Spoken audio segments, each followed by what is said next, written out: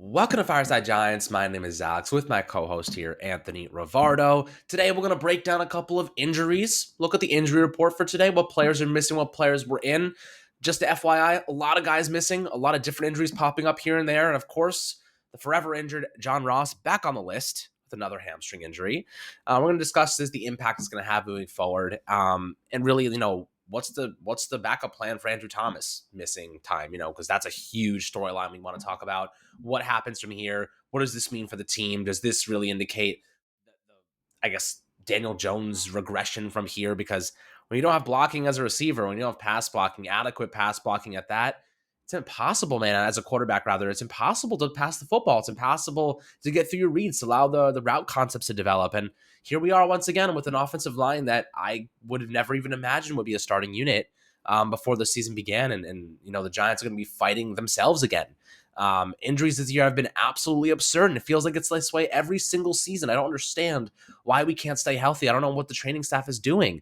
I don't know what's up with all the soft tissue stuff, the knees, the hamstrings, the groins, the everything, the ankles. It's just absurd as of late. And we're going to take a look at some of those. We're going to take a look at Jabril Peppers, who looked like he was about to cry in today's interview with the media. And by all means, he's going to get traded, man. He looks like he just had a tough conversation with management, and they're like, we're sorry, Jabril, but we have to trade you. You're not even playing in 50% of defensive snaps, so we're going to talk about, what that would mean for the defense, what that means for the team, what that indicates to the fans. Before we dive into all this stuff, Anthony, how you doing today, my friend? I'm doing all right. I am very concerned with the whole Jabril Peppers thing. Obviously, we discussed Jabril Peppers yesterday in our three players that could be traded video, and we mentioned at least I mentioned how I don't want to see Jabril Peppers get traded, but my fear grows larger and larger every single day that he just might be traded. And now it seems like that might be even more likely with today doing his post-practice press conference, right? And he's having a discussion with the media, and he just doesn't seem like himself. That did not look like the Jabril Peppers that we all know and love. That seemed like a hollow shell of what Jabril Peppers used to be. And so we could speculate why. Maybe he has been told that the Giants are looking to move him. Maybe he's been told that they've already traded him and the details just haven't broken yet. But I don't know. That's all speculation, of course. But at the end of the day, Jabril Peppers' attitude and the way that it's changed in terms of his public persona does speak volumes to the culture of the Giants right now. It does speak volumes to where this team is heading, to where Jabril Peppers could be heading. It doesn't look good for him, and it also generally doesn't look good for the super injured New York Giants. Plenty of injuries to discuss. The Andrew Thomas injury is a huge loss for the Giants. He's out at least 3 weeks. I mean, that's just huge because he's honestly been playing better than anybody else for us, maybe on the team, definitely on offense. Huge loss in Andrew Thomas there, but hopefully he can bounce back later on this season and hopefully finish the season on a strong note. But right now, it just doesn't look good. And as we keep saying, not a fun time to be a Giants fan. Yeah, the loss of Andrew Thomas, man. I mean, that spells the end for me. I mean, when you don't have your star left tackle, the guy that's taken such a tremendous step forward, he had a couple snaps last week where he literally stonewalled Aaron Donald, and that's a very, very difficult thing to do. When you lose that player and you have Nate Solder taking over, it's a wash, man. Like, what do you expect? Kenny Galladay's out, Saquon's out, Kadarius Toney's out, John Ross has a new hamstring injury. What do we expect now? When you don't have your left tackle, you have no receivers, you don't have your star running back. What now? Like, what happens? And that's where Jabril Peppers comes into play. They're starting to trade guys. Like, they're going to trade him. He looked like, he's a guy that has a lot of energy. He looked like he was going to cry. He wants to be in New York. He wants to be in Jersey. His whole family is there. He loves being here. I mean, that's the only excuse I can come up with, the only reasoning as to why a guy like that is about to shed tears on media sessions. You know what I mean? Like, that's an indication that he just had a conversation with somebody and they're like, I'm sorry, but we're looking for trade opportunities. We want you to be prepared for that. But of course you can't tell anybody.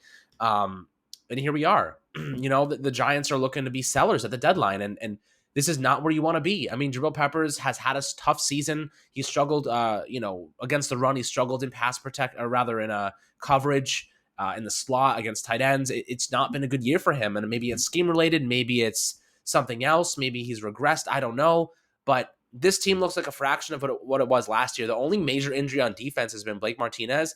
And yes, it's a significant one, but the coverage shouldn't be this bad. We shouldn't be bottom 5 in the league in points allowed per game. We shouldn't be bottom half of the league in passing yards per game and rushing yards per game allowed. It's unreasonable to think that this defense took such a big step backward, and now we're staring a 1-5 deficit in the face. And now what? We got to be sellers. It's really sad as a Giants fan that we have to suddenly look ourselves in the face and say, do we have to hit the reset button again? Now, some people might say, we don't need to take a sledgehammer to it. We need to take it's a scalpel. We have talented players. Maybe it's the coaching staff. Maybe it's a discipline. Maybe it's this. Maybe it's that. I tend to want to agree with the fact that we have talent, right? Adoree Jackson's a good cornerback. James Bradbury's a good cornerback. Xavier McKinney had 2 interceptions last week. He dropped a third. Dexter Lawrence can be a great player on a good team. I think that the Giants needed to start this year off strong. And I think they needed to start off with a wins. And I think that Joe Judge coming out and saying that September's basically an extension of the preseason was demoralizing. You know what I mean? None of us liked that he said that. We were like, wait a minute, that's regular season play. You need to come out, win games, establish yourself early, and build upon that momentum. You can't come out losing strings of games and then hope for your guys to follow in line and be like, we're still going to win games. Now they're 1-5. Everyone's demoralized. There's nobody smiling. Nobody's happy. And they're going to go out against Carolina, and they're going to lose another game. And it's without Andrew Thomas, without the receivers, there's no question about it, man. Like, they're going to lose this game. And you look at some of the pass rushing decisions, like everybody will tell you, anybody with any sense of a football knowledge will say, you start your defense with strong edge presence, strong edge rushers. That is where your defense needs to begin and it needs to end. The Giants have $4.7 million invested at outside linebacker position. They have invested 3rd-round picks, and the highest thing they've actually invested was a late 2nd rounder, which was Azeez Ojulari this past draft class. Finally, they're like, okay, we have to actually get a guy that can rush the passer. In the interior defensive line, they have over $17 million invested.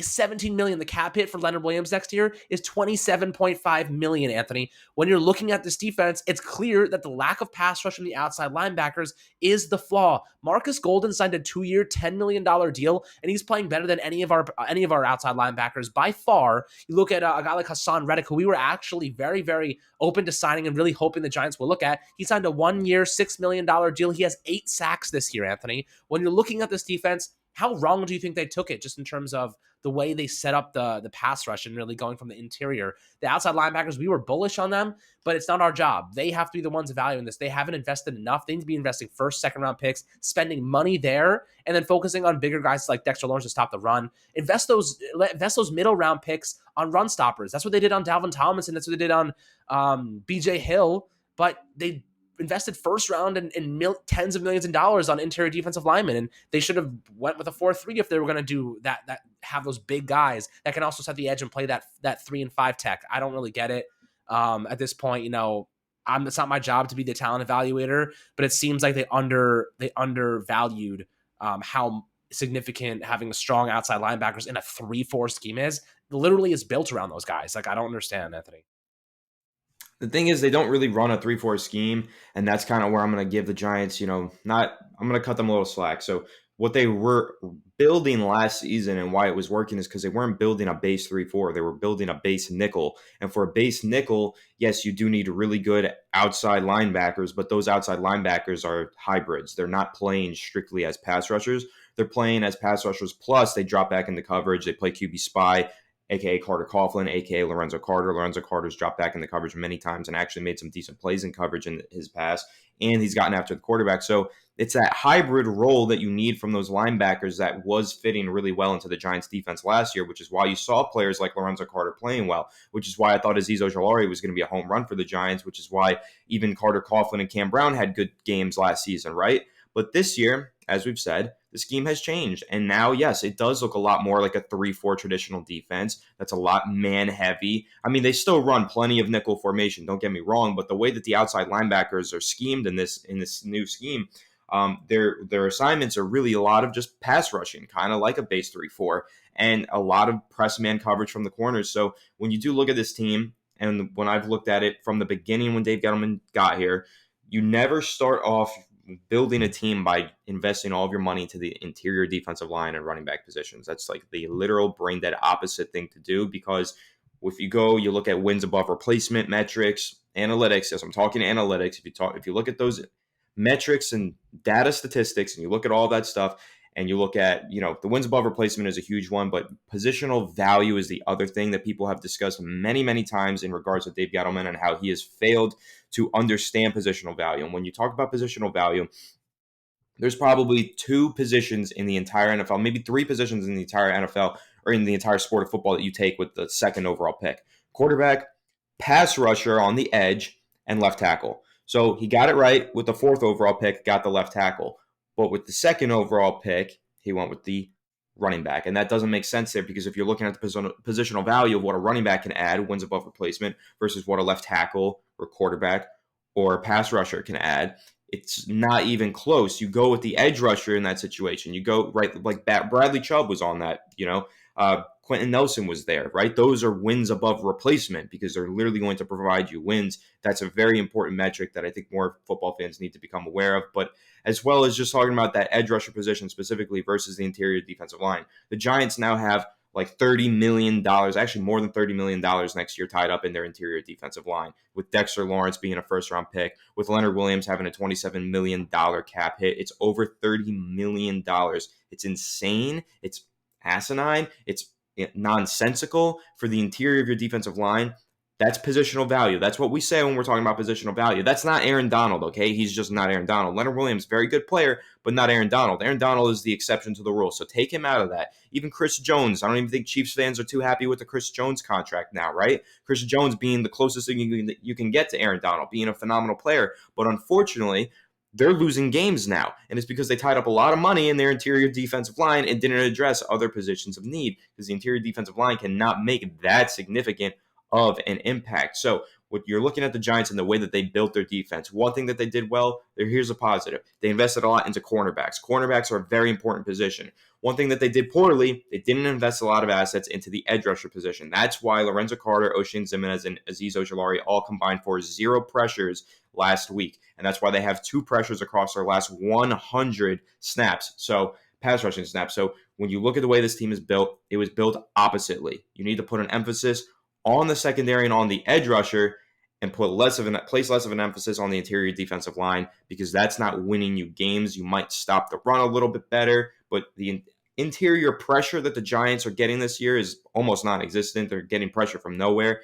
And when you built the scheme one way last year and then you change the scheme this year, now all these players that were fitting so well into that scheme, like Jabril Peppers, which we discussed, like Leonard Williams fitting into that scheme so well last year, now they don't fit as well. So now you see the whole defense completely collapsing the way that it is. And now that's why the Giants are kind of screwed defensively. Dave Gettleman, don't know what he was thinking. We never knew what he was thinking at the beginning when he started to go down this path of building through players with the lowest amount of positional value. But here we are. We lack positional value. We lack players, and talented players are the most important positions. And that's ultimately why the Giants are struggling to win football games.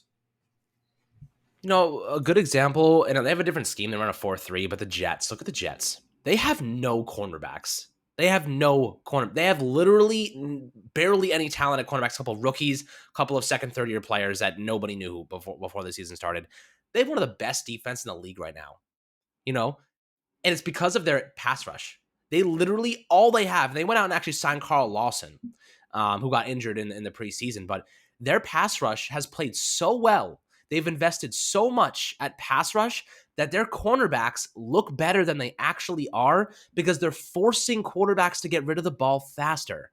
Now, if their offense could even do a damn's worth of production, they would be off. The defense would look even better, right? But the lack of pass rush for the Giants is their kryptonite, and it's showing. And I don't really get how in 2018, Dave Gettleman walked onto a media session and said, the 3 factors you need to excel in to be in the modern NFL, the same since 1935, which is the biggest bullshit statement I've ever heard in my life, is stopping the run, rushing the passer, and running the football. We have bottom 5 in all of those categories. Bottom 5, all of those categories. Our pass rush win rate is 30th in the league. Okay? We've invested nothing higher than a 50th overall pick at outside linebacker, and we haven't signed anybody worth a damn. Nobody. We have signed nobody. In fact, we traded Marcus Golden away for a 6th-round pick when he was our best option. And he was never the best run stopper, but did we really, really expect 3rd-round picks to end up becoming above average caliber players? Like, you have to put more emphasis with your draft capital that you have, with the money that you have.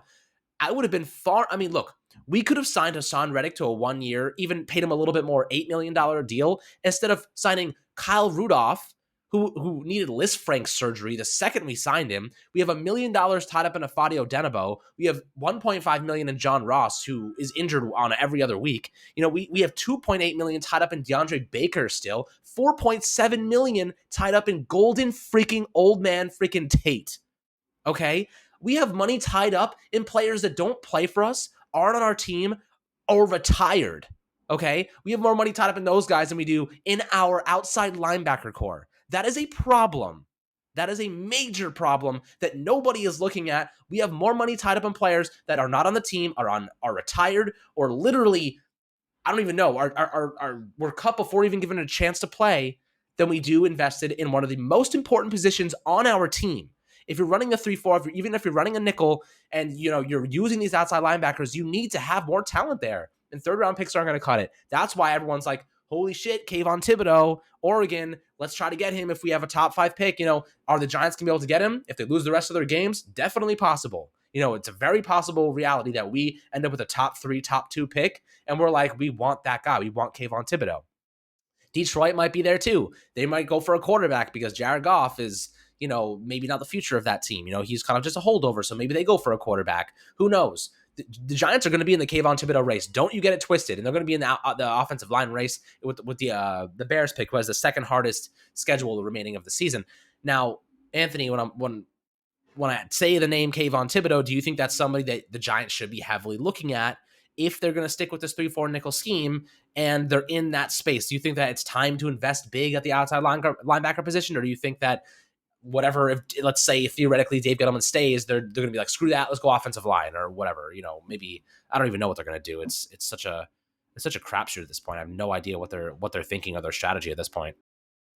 I think the question you're handing me is a no-brainer. I could honestly just say one word and then leave it at that. Yes, but I will elaborate on it. Kaivon Thibodeau looks to be an arguably, I'm not going to use the word. You know what? I'm not going to say generational talent, but he looks like an elite draft prospect. That's what he looks like. That's elite prospect that's worthy of going in the top 5. Yeah, I hate using the word generational. We hear it every single year. Every player becomes generational at one point. Well, this person's got generational speed, generational this, generational that.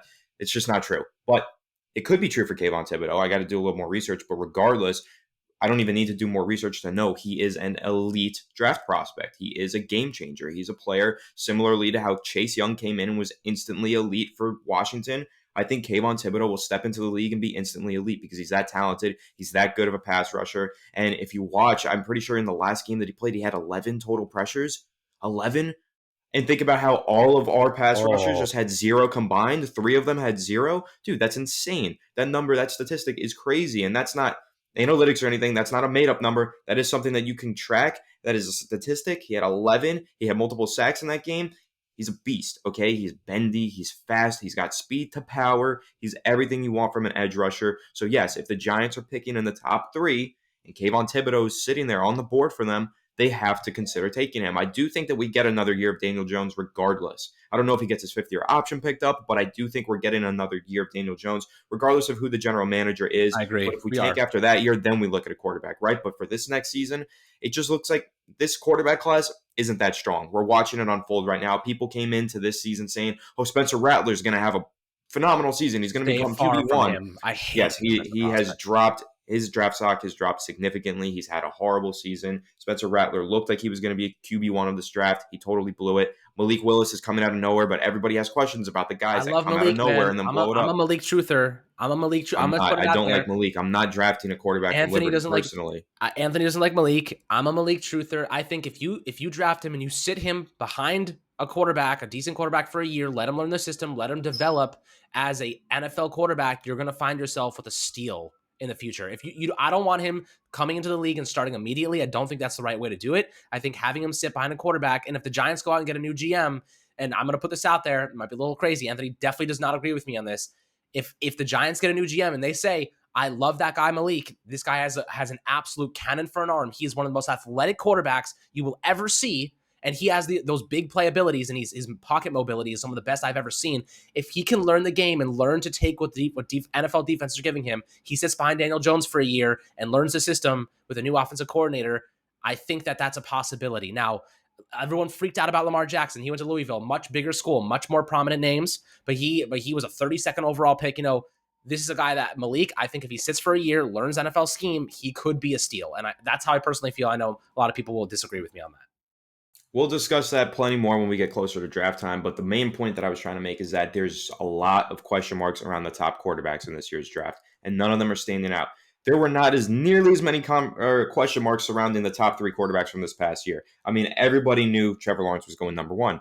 Pretty much everybody knew that Zach Wilson was going number 2 because he had such a good season and he had such a good, he just looked like he had it, right? That it factor. There's question marks about Sam Howell right now. There's question marks about Spencer Rattler, obviously. There's question marks about Malik Willis. There's question marks over all of these guys, but there wasn't as many last year. I mean, even Justin Fields fell to 11, and everyone was like, wow, that was kind of a steal because some people had him as QB1, right? These guys were last year was known to be a great quarterback class, even Trey Lance coming out. This year's quarterback class is known to be a not-so-good quarterback class. So for the Giants, looking ahead to this draft, because we have to now, since our team is so bad and we're tanking clearly, like this team is going to the dumpsters. Looking ahead to this draft, quarterback is not what I would prioritize in this draft. I think you just give Daniel Jones another year and you do look at the guy like a Kaivon Thibodeau and you say, that is my number 1 target. That's who I want. That will change our defense. That will fix so much for our defense. It's fixed so much for our team.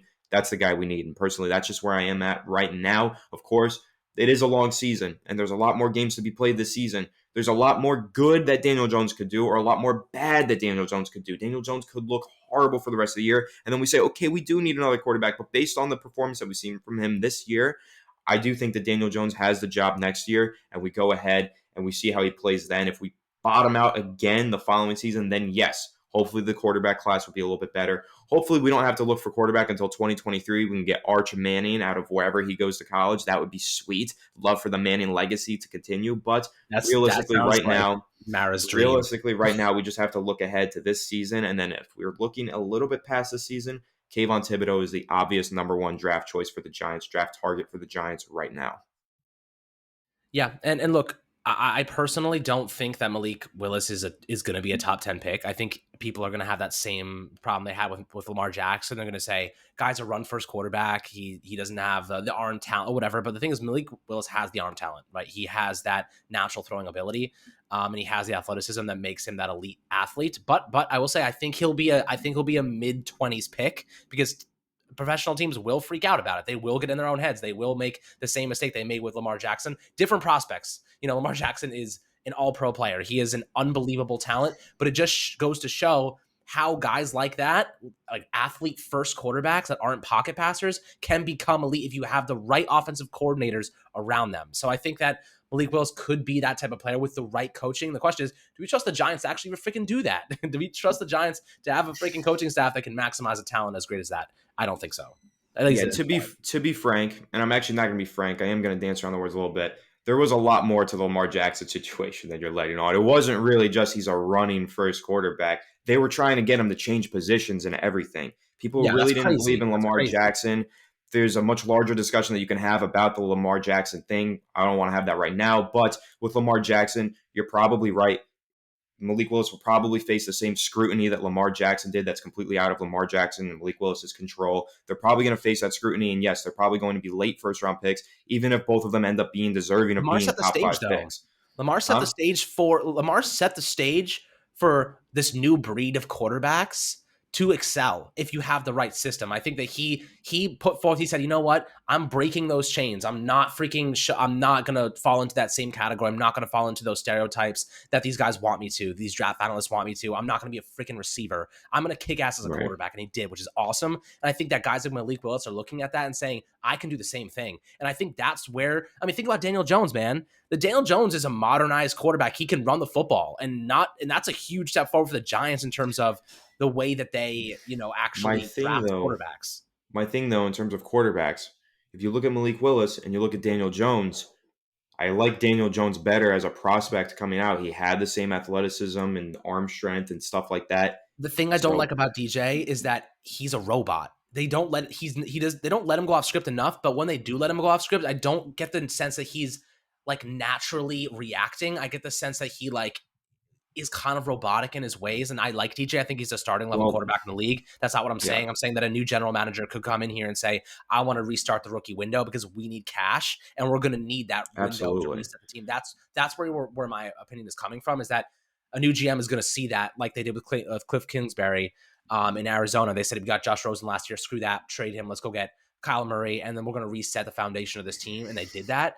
But it's about the quarterback. And if you really trust it, I think Daniel Jones has it. But at the end of the day, they can't afford to pay $25-30 million for a quarterback. Well, the rest of their team is absolute garbage. They don't have no offensive line. They're way overinvested at interior defensive line positions. They need the flexibility that a rookie quarterback on that contract has. They have 2 more seasons of that, right? And they will probably freaking Well, inch every they single have out. one more Every single season bit. of that. The fifth-year option is like $20 million. So the Right. Okay. So Giants they have have to one more basically season. say they basically have to evaluate him for the rest of this year and then say this next year is your final chance. If they decide to give Daniel Jones a job next year and not go for one of these quarterbacks in the draft, it's literally less next year is the final chance for Daniel Jones. I doubt that they pick up his fifth-year option prematurely, and I doubt that they will even be able to afford to pick up his fifth-year option. So it's really going to come down to Daniel Jones needing to play out of his mind the next season in order to win a job and keep the Giants from going into the 2022 or 2023 NFL draft and going ahead and looking at a guy like an Arch Manning or someone else. He might be 2024. I might have that wrong, but as you guys can tell, I'm really high on Arch Manning. I really want to see that come to fruition. I will say this. Daniel Jones has never had a healthy season. He's missed games every single year. And that obviously is not something we're used to, having had Eli Manning for 16 seasons. But I will say this. If the Giants' new GM comes in and says, I'll keep DJ for another season, but I'm going to draft a quarterback to sit behind him, and then we're going to trade DJ to the highest bidder for, whoever, whatever that might look like. I don't know. Maybe they could do that. I have no idea what's going to happen, guys. I'm just spitballing now. I'm just talking about theoretical ideas, but we kind of went on a tangent here. It was supposed to be an injury report, but I think this is actually kind of interesting to talk about all these different prospects that are going to be very much in the picture for the Giants, especially with 2 first-round picks. And we're going to have a lot of discussion over this, come the offseason, the draft process, everything is going to be really fun to talk about. But let's just discuss really quickly, because I know we went off topic kind of majorly there, but let's talk about the injuries just for a brief second. There's not much to really discuss aside from people that were not spotted at practice today.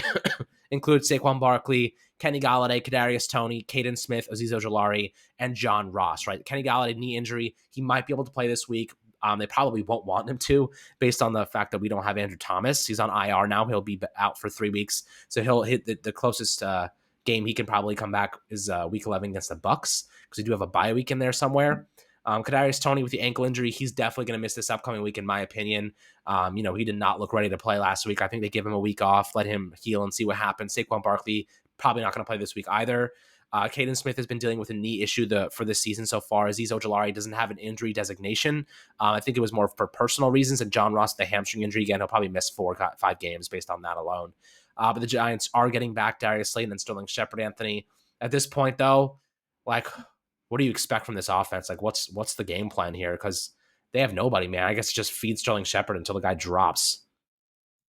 Yeah, I think it's kind of just play through Daniel Jones, let Daniel Jones carry the team the way he was in the first few weeks of the season. Now, obviously, it wasn't working out there either, so I'm expecting a lot of losses to get piled onto the schedule for the Giants, but it's going to be play through Daniel Jones. Let him run around if he needs to, do the read options and the zone reads, do that stuff, but throw it deep, hopefully. I don't know if they will, but I hope that they just let him take some chances and let Daniel Jones see if he can put a lot on tape. Basically, the Giants at this point, 1-5, please don't be a run first team and start evaluating Devontae Booker. Please just let Daniel Jones sling the rock and evaluate him. Get as much game film on him as you can so that at the end of the season, we can evaluate it and say he's the problem or Jason Garrett's the problem. That's what you need to know. We all believe that Jason Garrett is the problem, but we need management to get enough film to where they feel comfortable enough to make the decision of firing Jason Garrett and making the decision of keeping Daniel Jones next season. Or they need enough film to decide that they don't want to keep Daniel Jones next season. So for the Giants, go with the Brian Daboll thing. Throw the ball 80% of the time, run 20% of the time. And when you're running 10% of the time, make it Daniel Jones running the ball, right? So when you're talking about Daniel Jones going forward, right? We just had this whole discussion about the upcoming quarterbacks in this draft class and even the following one. This is it. Daniel Jones, get him the opportunity to put as much film out there, as much good film as he can, give him a real chance to win his job for the long term. And that's what the Giants got to do. So offensive scheme, for me personally, run it through Daniel Jones. Let him do pretty much everything. Let him have the autonomy to go up there and call plays if he wants to. Let him call audibles at the line of scrimmage. Let him literally sit in the quarterback room, design plays, and say, I'm running this on 4th down on Sunday. Let him do that. Literally give him the keys. Say, go. I want Daniel Jones to do everything that he can to succeed. And if he crashes and burns, so be it. Sucks. I want to see him succeed. He gave it his all, but that's what I want to see. I want to see the Giants give him the opportunity to just go for it, put his all into it, and hopefully come out as a franchise quarterback. Yeah, and one little nugget before we sign off here, Matt Lombardo said that he's been asking around about Evan Engram, potential trade opportunities for him, and he said essentially there's not many people biting. The one team to watch is the Bills. They do have some late draft capital and money to spare, especially with Dawson Knox just suffering a fractured finger, I believe. Evan Engram could be a look. The Cardinals obviously went after Zach Ertz and got him, so that was the major suitor at tight end. And now the Giants are sitting on their butts with Evan Engram, who has had one game over 30 receiving yards this year. Hooray. And nobody wants him. We're going to get a 6th or 7th round pick for the guy, and we spent a 1st round pick on him 5 years ago. It's just, I can't. The amount of draft picks that we use and get absolutely nothing out of is just mind-blowing to me. It hurts that we spend so much draft capital and none of them contribute toward our success. It's ridiculous. So keep that in mind. Evan Engram, Bills, could be a connection there. We'll keep you guys updated if we hear anything else. But make sure to subscribe below on Apple, Spotify, and YouTube as always, my friends. Really appreciate the love. Much more content to come. If you like New York Giants news, probably right now, tough to get through. We try to make it as fun and enjoyable as possible. Having interesting discussions like we did today about Malik Willis, some quarterbacks, some Kaivon Thibodeaux. We'll be doing that throughout the season and off season as well. Make sure to subscribe, and you guys will get all that good content plus more. Much love as always. We'll catch you guys on the next New York Giants video.